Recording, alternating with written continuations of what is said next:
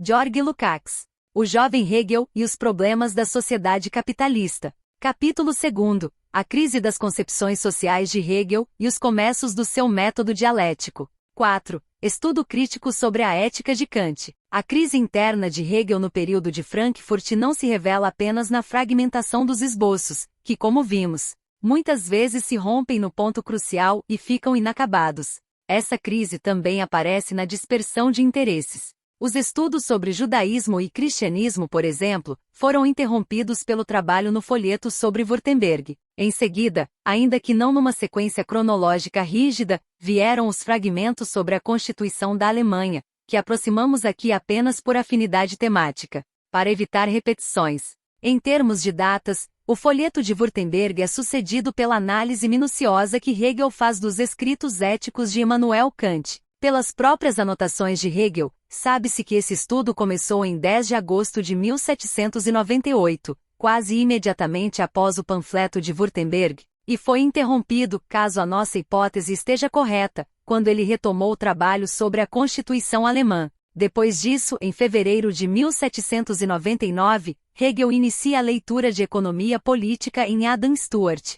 Em seguida, volta aos estudos sobre o cristianismo e compõe o texto mais extenso do período de Frankfurt, O Espírito do Cristianismo e seu Destino. Ao considerar esse momento de transição, percebe-se sempre o mesmo movimento. Hegel se lança, com grande paixão, à solução de problemas que tocam diretamente às suas questões imediatas e pessoais. Contudo, a cada passo, conclui que nem seu conhecimento histórico-social nem sua formação filosófica bastam para lhes dar solução adequada. É verdade que, alargando o horizonte e aprofundando sua metodologia, ele tenta transpor um abismo que objetivamente era intransponível. Já apontamos as razões sociais que impediam, então, um conhecimento plenamente histórico e científico das leis da sociedade burguesa. Mas o caminho até esse objetivo, em Hegel, liga-se à transformação contínua do método dialético. Quanto mais ele acredita aproximar-se da almejada reconciliação com a realidade, tanto mais encontra contradições internas no próprio material de que se ocupa.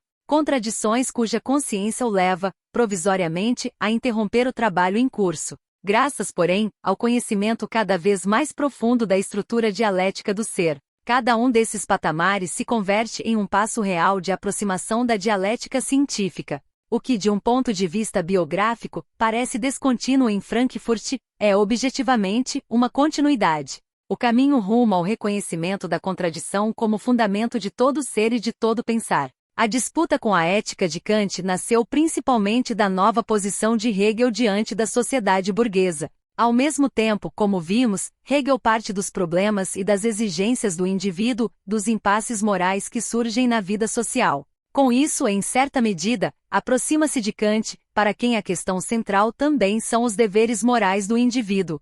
Mas já nesse estágio inicial a formulação hegeliana diverge de modo decisivo. A proximidade de método é apenas aparente e exige um desligamento cuidadoso. Em Berna, quando Hegel quase não tematizava o destino do indivíduo, uma atitude neutra, até simpática, em relação à ética kantiana ainda era possível. A ruptura agravou-se pela atitude de ambos diante da religião. A ética de Kant culmina com a elevação religiosa de Deus à condição de postulado da razão prática. Sabemos, desde o período de Berna, como o jovem Hegel, com Schelling, se posicionava frente a esse aspecto. Em Frankfurt, sua orientação religiosa permanece, mas é inteiramente oposta à de Kant. E como a questão central para Hegel era então a de como a filosofia se exprime na vida religiosa, a ruptura com Kant era apenas uma questão de tempo. O primeiro ponto em que se deu o choque sério com Kant foi, ao que tudo indica, a crítica à maneira como Kant entendia a relação entre religião e Estado.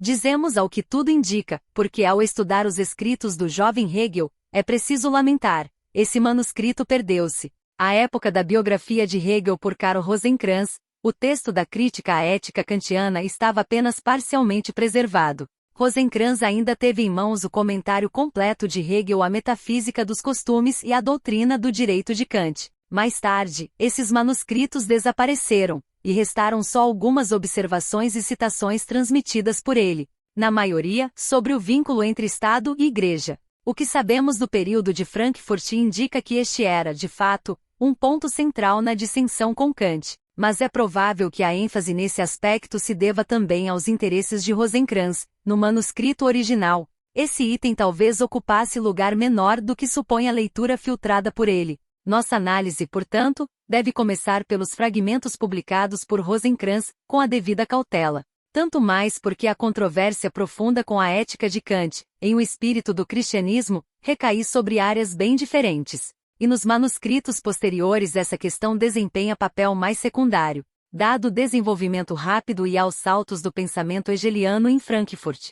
Não é possível dizer com exatidão até que ponto a polêmica contra Kant em O Espírito do Cristianismo coincide com aquela dos comentários a Kant, nem quanto do comentário foi ali reutilizado, refeito, ampliado. Apesar dessas incertezas, é melhor considerar a crítica em O Espírito do Cristianismo imediatamente após a análise do comentário. Assim evitamos repetições e apresentamos a oposição entre Kant e Hegel em forma mais geral. Nas observações introdutórias ao comentário de Hegel, Rosencrantz fala do esforço de suprimir na vida a oposição kantiana entre legalidade e moralidade. Foi, sem dúvida, a ideia nuclear do sistema de moralidade que Hegel esboça já em Iena. É uma perda considerável não termos a primeira formulação da articulação entre os níveis de moralidade. Rosencrantz não deixa indícios sobre como Hegel os conectava, não sabemos se estavam ligados dialeticamente. Em todo caso, a gênese desses pensamentos aparece nos primeiros fragmentos frankfurtenses publicados por Hermann Noll.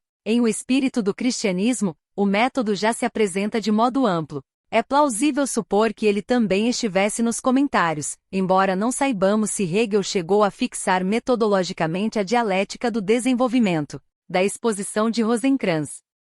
Ressalta mais nítida a direção da crítica de Hegel à metodologia moral de Kant. Ele registra: Hegel protesta contra a repressão da natureza em Kant e contra a redução do homem pela casuística que decorre da absolutização do conceito de dever. A polêmica sobre o esmagamento da natureza pela ideia de dever era corrente.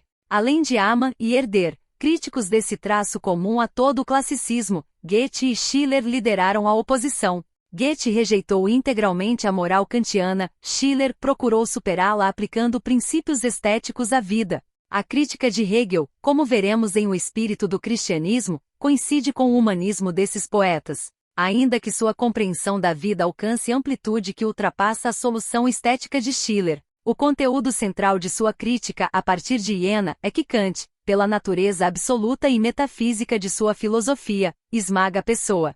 Em Iena, Hegel fala de um receptáculo da alma, ocupado por faculdades separadas mecanicamente. Vê então no idealismo objetivo um progresso em relação a Kant, por restaurar mentalmente a unidade dialética do sujeito e superar a cisão do homem na metafísica kantiana. O único trecho dos comentários de Hegel a Kant que chegou de modo um pouco mais detido trata da relação entre Estado e Igreja.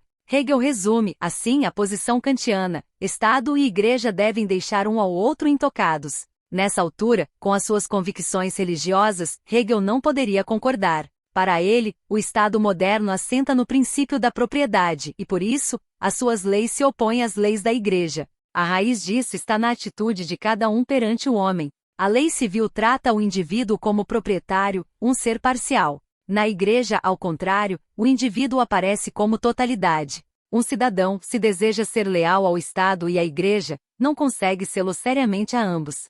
Hegel examina posições extremas jesuítas, quakers, e as recusa. Rejeita também o domínio do Estado sobre a Igreja como desumano, pois produziria fanatismo, separando os homens nas relações concretas. Esse curso de pensamento o conduz e por um instante, à utopia de uma unidade completa entre Igreja e Estado, destinada a salvaguardar a integridade do indivíduo. A Igreja como totalidade, porém, acaba se mostrando apenas uma parte, quando o homem integral é cindido em pessoa civil particular e pessoa eclesial particular. Mais tarde, Hegel abandonará decisivamente essas visões teocráticas. Talvez esse veio de pensamento tenha pesado no destino de outro ensaio, sobre a Constituição, e explique seu caráter fragmentário. Filosoficamente, a antítese entre o homem inteiro e o homem dividido é decisiva, mesmo quando a busca de uma solução religiosa confunde e entorta o pensamento de Hegel em Frankfurt.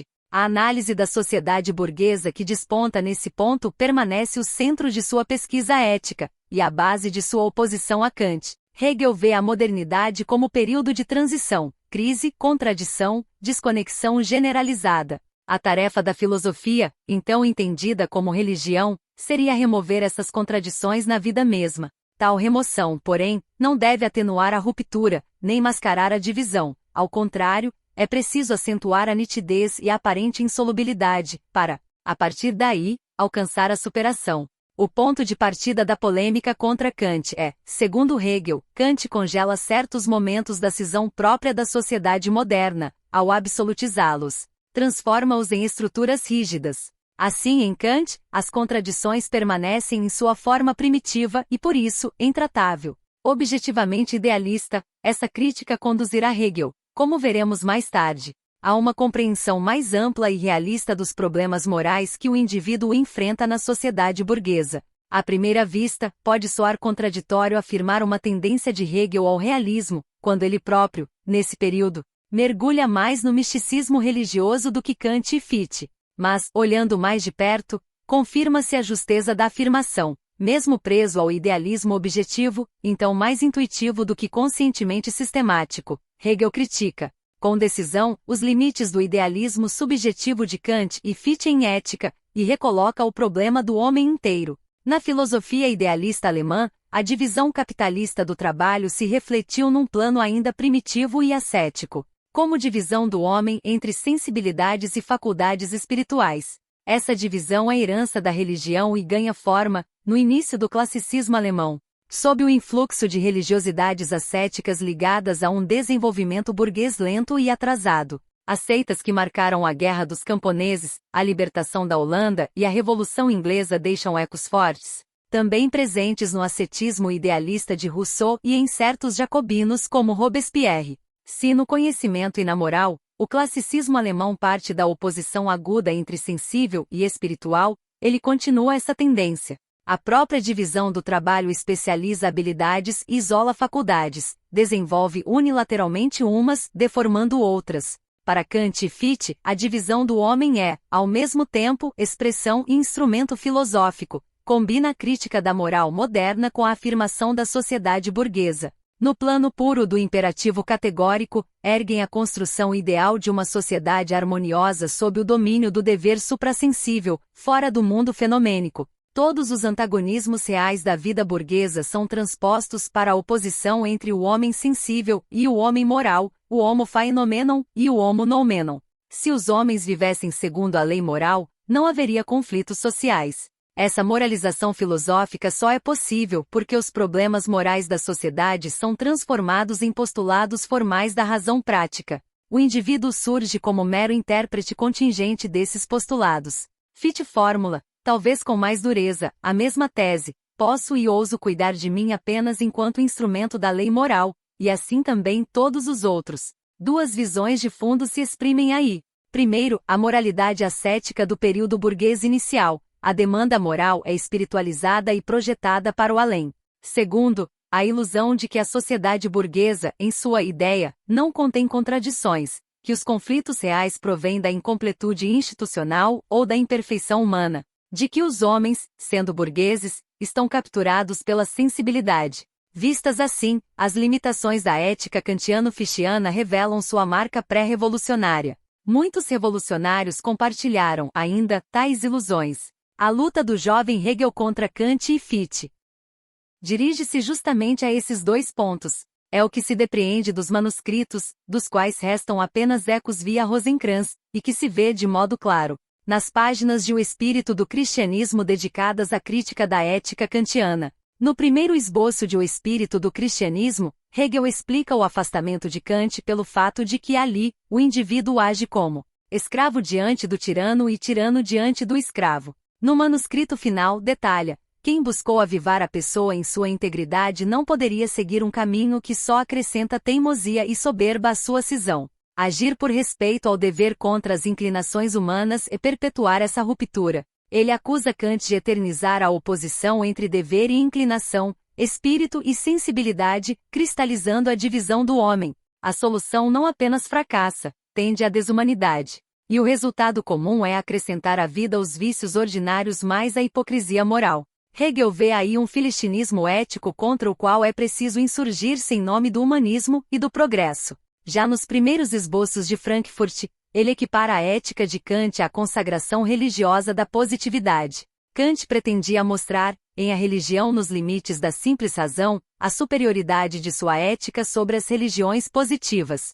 Hegel contesta, assim a positividade seria eliminada apenas em parte, a diferença entre o xamã e o prelado europeu, ou entre o mongol e o puritano. E aquele que segue unicamente os ditames do dever não está em que uns são escravos e o outro seria livre, está em que os primeiros obedecem a um senhor externo, e o segundo carrega esse senhor dentro de si, continua sendo escravo. O particular, instintos, inclinações, amor patológico, sensualidade, permanece como estranho ao universal. Assim, o comando do dever mantém-se positivo e unilateral, pretendendo por sua forma impor-se como universal. Ai das relações humanas que não cabem nesse conceito, ou são excluídas, ou subordinadas por violência. Aqui, a polêmica alcança os dois núcleos da ética de Kant. Hegel a rejeita primeiro porque nela não figura o homem inteiro e vivo, pelo contrário, a vida concreta é expulsa da ética e esmagada por exigências estranhas. Em segundo lugar, porque esse mecanismo rígido está ligado à absolutização formal do dever.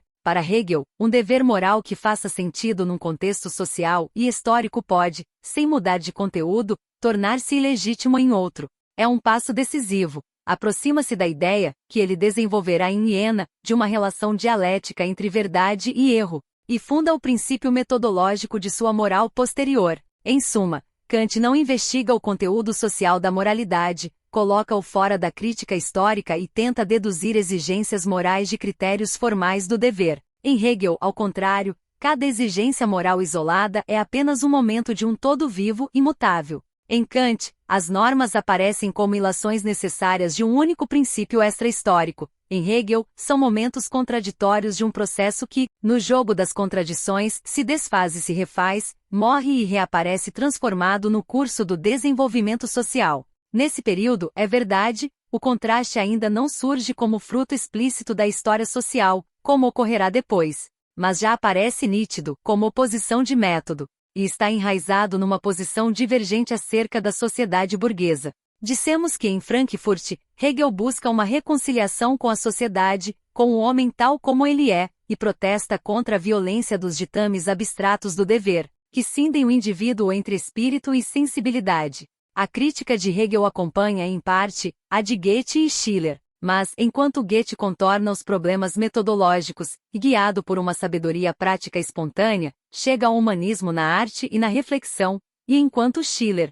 ainda preso a Kant na teoria do conhecimento, atenua a rigidez moral com a estética. O jovem Hegel procura desvelar as contradições internas da ética kantiana e compreender o que a totalidade da vida exige do indivíduo, a vida religiosa, dentro da sociedade tal como ela é. Lembremos, em Frankfurt, Hegel combate a positividade, entendendo como falsa a unidade toda forma positiva. Disso decorre que a ação humana, o ato, é o único modo de remover a positividade. Enquanto essa ação foi pensada socialmente em abstrato, como no período de Berna, tudo parecia simples. Nas repúblicas antigas não havia positividade. A positividade era a passividade do indivíduo privado da era cristã. Agora, porém, trata-se da ação do homem dentro da sociedade burguesa, e o critério muda. Ação e inação, atividade e passividade já não são opostos metafísicos. Nem toda ação, portanto, supera a positividade. Só a supera quando fornece a unidade correta. Hegel define, então, a moralidade de um ato como unidade entre quem escolhe e o que é escolhido. A escolha, por si, constitui uma unidade entre sujeito e objeto. Mas essa unidade pode ser real ou apenas imaginária, positiva. Um ato que satisfaça os critérios formais kantianos pode, ainda assim, ser imoral, se o conteúdo do objeto escolhido não corresponder à lei viva da vida. O critério não é formal, não reside na consciência individual, mas no nexo com o sentido vivo da vida. Moralidade é proporcionalidade, unidade com a lei da vida. Se a lei invocada não é uma lei viva, mas algo estranho, a suposta unidade é, na verdade, cisão e reificação. Na ética kantiana, essa ligação com a lei da vida pode ocorrer por acaso, ou não ocorrer de modo algum. Daí que o formalismo de Kant não oferece garantia nenhuma de superar a positividade morta do mundo. O homem e o mundo ficam separados, e a lei moral, tomada isoladamente, não reconcilia o indivíduo com a vida social. A mesma oposição aparece na solução do problema do conflito de deveres. A maneira de encarar essa questão reflete, com clareza, a passagem do pensamento alemão, poético e filosófico, à crítica da sociedade pós-revolucionária. Kant, fiel à sua construção, nega a possibilidade do conflito. Deveres, enquanto necessários, não podem colidir. Fichte, variando a forma, chega ao mesmo ponto. Hegel vai no sentido oposto. Reconhece a inevitabilidade dos conflitos, porque a vida social é contraditória, e mostra como a absolutização de virtudes isoladas leva, em última instância, ao desespero da virtude, quando virtudes se chocam e se desfiguram mutuamente. Goethe e Schiller haviam figurado, na poesia e na reflexão estética, esses conflitos. Schiller, porém, por não se libertar filosoficamente de Kant, mantém sempre uma tensão entre vida e regra. Hegel, já em Frankfurt, desloca o foco, menos os conflitos particulares, mais a contradição que decorre do próprio conceito kantiano de dever. Se a ética de Kant pretende superar a positividade, Hegel conclui que ela, ao contrário, a repõe. O indivíduo que cumpre deveres positivos é, dentro dos limites dessa obediência, moral ou imoral. Para Hegel, a divisão persiste. Um serviço positivo tem fronteira e fora dela, o mesmo indivíduo já não é moral. A positividade, portanto, carrega uma imoralidade latente que se manifesta no outro lado das relações humanas, justamente onde a obediência positiva já não alcança. Numa anotação a esse ponto, Hegel critica as éticas do tipo kantiano por ignorarem o devir. Nelas não há surgimento e desaparecimento, aquisição e perda. Uma virtude real, enquanto modificação do vivo, pode nascer e se extinguir. Por isso, ele opõe, não só positividade e virtude, mas positividade e imoralidade. A ética de Kant se limita ao fazer ou omitir o dever, não investiga as fontes sociais dos conflitos entre deveres, nem as consequências humanas de cumpri-los ou violá-los. Hegel, ao contrário, procura os verdadeiros opostos da moralidade no conteúdo público. Já vimos, o conteúdo da unidade entre sujeito e objeto de escolha é o critério. Agora ele o precisa, contrapondo à verdadeira unidade duas falsas, a positividade congelada, formas reificadas da vida social, e a imoralidade. A rejeição direta das formas efetivas de unidade numa sociedade dada. Daí sua insistência na multiforme teia social como medida da moralidade. O efeito destrutivo do vício está em que ele implica punição. A punição é consequência necessária do crime, mas nem toda consequência é punição. Que o caráter de quem comete o crime se deteriore é talvez inevitável, nem por isso se pode dizer que ele mereceu esse pioramento. A moral viva não cabe nesse esquema de simples retribuição.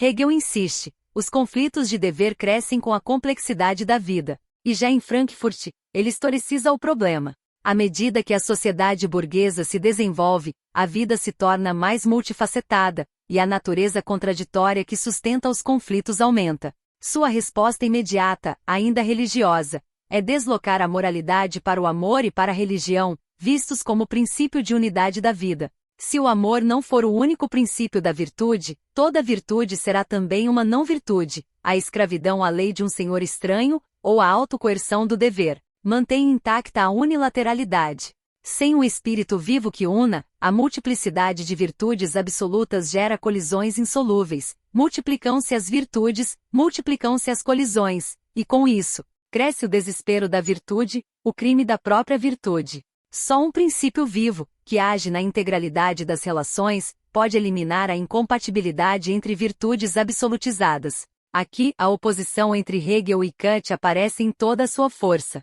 Contudo, quando Hegel sustenta que em Kant, a unidade moral é apenas uma coisa do pensamento, e que na sua própria posição, trata-se de ser, de vida, há um autoengano. Pois mais tarde, quando concretiza vida como espírito objetivo, essa concretização mantém-se ainda como construção do pensamento. O limite idealista é nítido, embora sua noção de vida e depois, de espírito objetivo, forneça uma visão mais rica e dialética da realidade do que a de Kant. Ao apelar ao conteúdo da moralidade e tentar colocar, explicitamente, seu conteúdo público, Hegel dá um passo adiante. Em primeiro lugar, a sociedade burguesa, com seus contornos concretos, torna-se objeto confesso da avaliação moral. A ética de Kant também reflete essa sociedade, mas parte do pressuposto de que se pode adotar um ponto de vista acima dela. Assim, identifica, sem o dizer, a sociedade que ainda se institui com o reino da razão. Na Alemanha, esse idealismo toma forma específica, e quando esse método absolutiza a si mesmo, perde as mediações que o ligam à sua base social. A crítica de Hegel toca, precisamente, esse ponto fraco do método kantiano. Em Viena, ele mostrará, em problemas sociais particulares, sua insuficiência. A questão dos conflitos de dever mostra que o conteúdo social é o critério de qualquer exigência moral. Para Hegel, esse conteúdo aparece como a totalidade das determinações da sociedade num dado estágio histórico, enquanto em Kant, a efetivação do dever reduz o indivíduo à sujeição moral constante às instituições da sociedade. Kant aceita dogmaticamente que as instituições e normas burguesas, por um lado, satisfazem a razão e, por outro, não se contradizem. Hegel recusa ambas as premissas e alcança uma compreensão mais dialética. A teoria histórico-filosófica de Hegel reduz-se a afirmar: o espírito se realiza no processo de toda a história. Apenas a totalidade do desenvolvimento e seu resultado final correspondem às exigências da razão. Nessa exigência, vêem-se, de um lado, as limitações burguesas de Hegel, e de outro, os pressupostos dogmáticos de Kant. Os momentos individuais não podem ser medidos diretamente por exigências abstratas. Só se compreendem em relações de espaço e tempo, cuja totalidade compõe uma figura da história. E cada totalidade histórica é, ao mesmo tempo, uma totalidade relativa e um momento. Hegel constrói, assim, uma dialética sutil de absoluto e relativo. Ele não é relativista, não nivela períodos históricos. Sua superação do absoluto dogmático kantiano depende da ideia de desenvolvimento. Cada momento é absoluto apenas enquanto necessário, e relativo frente aos demais. Kant também fala em progresso indefinido, mas sem explicar realmente os estágios. Reduz tudo a um antagonismo abstrato entre razão e sensibilidade. O conceito dialético hegeliano supera essa rigidez. Etapas do desenvolvimento histórico ganham, cada vez mais, conteúdo concreto. Esforços reiterados procuram analisar os laços sociais de cada época, no seu contexto real. Já vimos, junto com a antítese antigo e moderno, uma primeira tentativa de compreender a originalidade do Oriente, do judaísmo, de modo a superar a univocidade de Kant. Quanto mais Hegel desenvolve a filosofia da história, mais aparece seu princípio cardinal. O caminho histórico conduz ao retorno do espírito a si mesmo, ao autoconhecimento. Mas esse caminho não se confunde com os princípios moralistas diretos de Kant. Por um lado, para Hegel, os princípios de uma etapa mais avançada não são, simplesmente, superiores em termos morais. Ao contrário, paixões egoístas podem ser motores decisivos do progresso objetivo. Por outro, a conquista de um patamar mais alto está ligada a perdas irreparáveis. No período de Iena, Hegel reavalia a Grécia. Em Berna, as repúblicas antigas pareciam modelos. Mais tarde, a cultura antiga é vista como irremediavelmente passada. Isso não contradiz a estima de Hegel por aquela cultura. Em certos domínios, sobretudo na arte, ela representa cume insuperado. Como esse cume liga-se à essência da antiguidade, e como o desenvolvimento histórico exige superar a forma antiga, a perda é inevitável. A interpretação do conflito de deveres é, sem dúvida, um ponto de partida para o método dialético de Hegel, embora seja apenas consequência de um conceito mais geral de história que se consolidará nos anos seguintes. Em Frankfurt, Hegel identifica alguns momentos desse conceito, desdobra pressupostos e consequências, mas ainda não possui o quadro geral do processo histórico. Ainda assim, enxerga o problema em amplitude que o distingue dos contemporâneos que também criticavam o imperativo categórico. Por isso, são destituídas de fundamento as leituras neo-hegelianas, já na era do imperialismo, que vinculam Frankfurt à filosofia da vida. Friedrich Jacobi, por exemplo, ao defender a riqueza da alma e do sentimento contra o rigor do dever, recai num relativismo emocional. O jovem Hegel está longe disso. Vida para ele antecipa, ainda que vagamente, a ideia de uma unidade contraditória e viva, própria da sociedade burguesa. Sua análise mantém, nesse momento, caráter abstrato, mas revela duas posições metodológicas opostas às de Kant. Primeira, o conflito de deveres decorre da dialética entre absoluto e relativo. Cada dever é apenas um momento de uma conexão dialética universal, a vida. Essa conexão é contraditória em si. e a contradição entre determinações é sua essência. A separação dos deveres não os dispõe lado a lado, como esferas estanques, nem numa hierarquia fixa. A relação entre eles é conflito, luta, contradição. Cada momento, aspirando ao absoluto, entra necessariamente em choque com o outro que aspira ao mesmo. Segunda, a pretensão ao absoluto de cada momento é necessária. Aqui alcançamos o foco do método dialético de Hegel. Essa constatação será mais tarde central em sua crítica à filosofia reflexiva e à absolutização de determinações refletidas. Hegel as considera necessárias, mas apenas como etapa.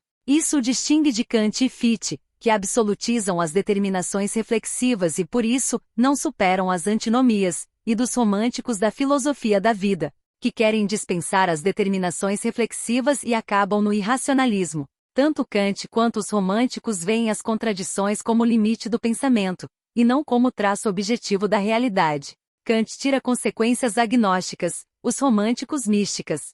Hegel, ao contrário, vê na contradição algo objetivo, a essência da realidade. Por isso, ultrapassar as antinomias reflexivas é para ele suprimi-las dialeticamente e revelar contradições próprias de um nível mais alto, o da razão especulativa. A razão reflexiva é um momento necessário, e insuficiente, do método. Essa posição é decisiva para a relação entre pensamento e realidade, para a dialética de relativo e absoluto no pensar e, também, para a história. Os apologistas do romantismo costumam ver no pensamento metafísico dos séculos XVII e XVIII, e nas antinomias de Kant, apenas uma ilusão grandiosa.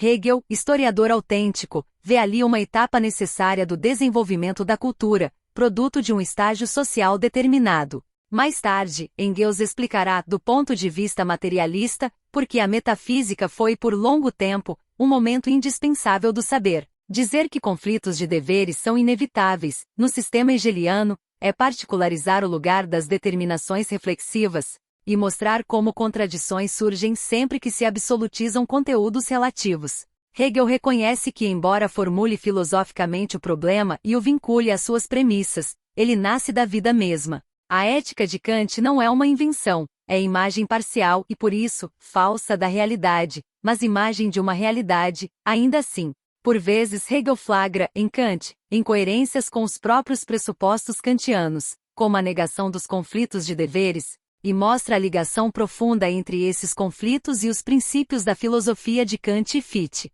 Para Hegel, o conflito é um fato histórico-social, que o pensamento deve compreender, e do qual deve partir. Ele avalia o caráter antinômico de Kant por dois ângulos. De um lado, como mérito imenso, reproduzir mentalmente um dado decisivo da realidade, a necessidade de antinomias. De outro, como limitação subjetivista, a incapacidade de ultrapassá-las. Reconhecer a necessidade de antinomias na vida social é passo importante para captar a natureza contraditória da sociedade burguesa. Razões históricas explicam por que isso emergiu primeiro no campo moral. Um conhecimento mais profundo do social obriga Hegel a deslocar essas contradições do plano ético para o econômico e o político. Hegel não se limita a constatar o caráter antinômico dos deveres, o que levaria a uma visão trágica e pessimista. Ele busca, necessariamente, a remoção das contradições e a compreensão do movimento do todo social. É aí que emergem, com igual nitidez, os limites idealistas do seu pensamento e os limites burgueses do seu horizonte. Ele se empenha em pensar uma totalidade que remova, mantendo-as, as contradições da moral, em suma, as contradições da vida individual na sociedade burguesa. Ao fim do período de Frankfurt, alcança uma nova formulação da contradição dialética, mais nítida do que a de seus predecessores, dentro dos limites do idealismo. Para ser consequente, teria de avançar ainda mais, ao menos indicar em que direção a remoção das contradições poderia ocorrer no nível social mais alto. Mas, à semelhança da economia política inglesa, toma a sociedade burguesa como forma histórica última e mais desenvolvida. Se assim é, as contradições dessa sociedade não podem ser removidas como as dos estágios anteriores, que conduziram histórica, lógica ou fenomenologicamente a esse nível superior. Consequentemente, no ponto alto do método, Hegel tende a retroceder a uma unidade obtida por ponderação e ajuste, renunciando ao passo além.